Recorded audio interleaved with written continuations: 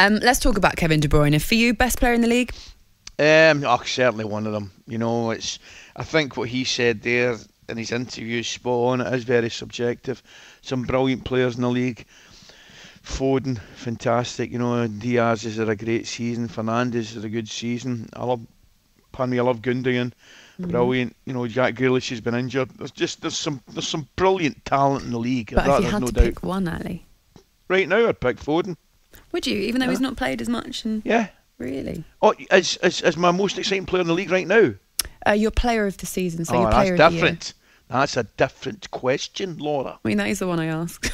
No, you didn't. Best player, I said. Best player in the league. Yeah, but you didn't say who my player of the season is. Is that not the same, no? No. All right, go on. I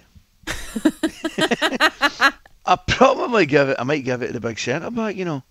Oh, Diaz? Yeah. Yeah, he has been great, actually, hasn't he? Yeah, and I think he's been pivotal in Manchester City's season so far. I really do. Clearly, you would think, without being harsh on Diaz, there's probably players playing round about him that are easier in the eye.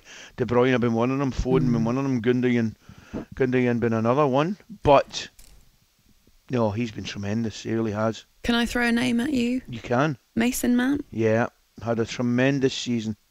Absolutely tremendous season, Mason Mount.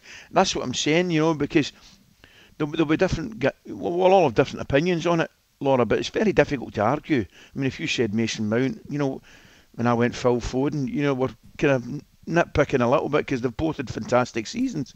So, just talking about the league itself, you've got to say the talent within the league's unbelievable, really. Yeah. It really, really is. I just want to say something. So basically, player of the season contenders, I've got a list of names in front of me. Rúben Diaz, Bruno Fernandes, Harry Kane, Ilkay Gundogan.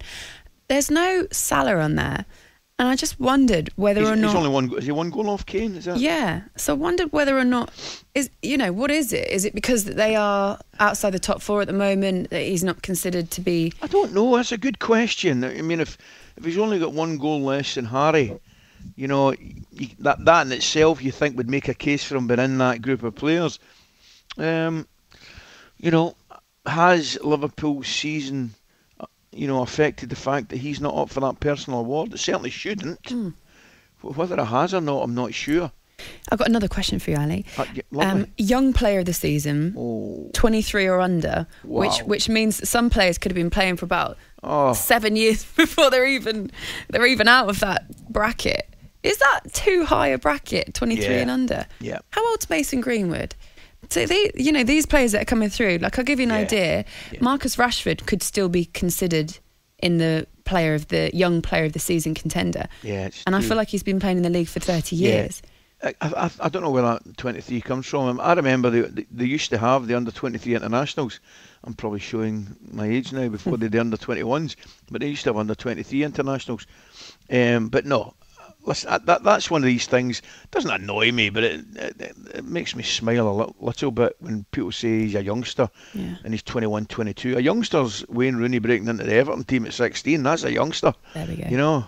It almost feels a little bit like it's not a cop-out, but it gives them an opportunity to say, well, look, we can, if it were Mason Mount, for example, we'll give him young player of the season, so we can give somebody else player of the season sort of thing.